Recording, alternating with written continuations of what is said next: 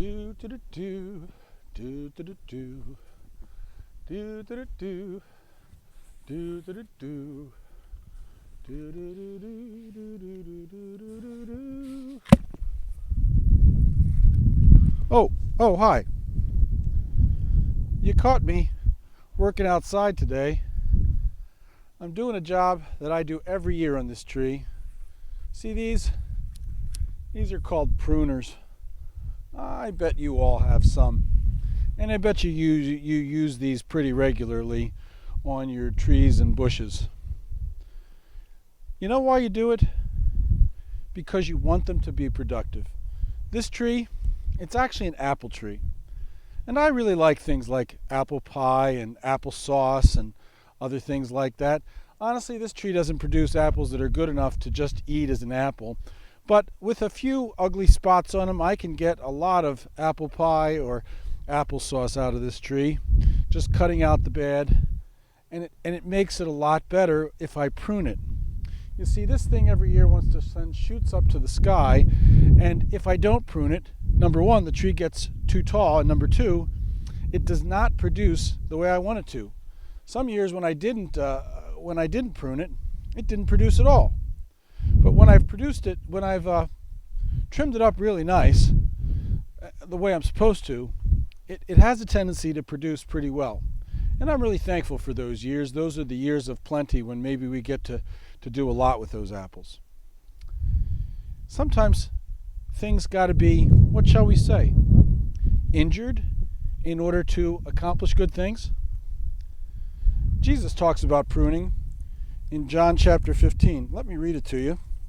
I just happen to have it handily right here in my pocket. Jesus says, "I am the true vine, my Father is the gardener.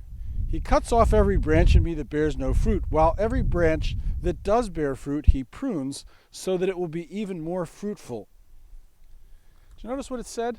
Exactly what I said. Prunes so that it will become more fruitful. God wants us to be filled with the fruit of the Spirit. The fruit like love, joy, peace, patience, kindness, goodness, faithfulness, gentleness, self-control. That's what the Spirit wants to produce in us. And sometimes, in order for that to happen, God has to work in us a little bit of education. And sometimes that education takes the form of a little injury, like a pruning. But in the end, God uses it to make us stronger or more productive. I can remember, for instance, 1996, I had just a horrible car accident, a head-on collision, and I fractured my neck. And for me, as a pastor, I got to tell you, that's really helped me in understanding people who are going through injuries, to have had my own and to know what that's like. And so I can maybe minister better to people because of that car accident than I would be able to if I hadn't ever had it. Now, I'm sure there's lots of other things. I don't need to experience everything in life in order to be able to minister to people. But God uses the events of our lives to help mold and create us into the people He wants us to be, so that we can be the disciples He calls us to be as we share His love in the world.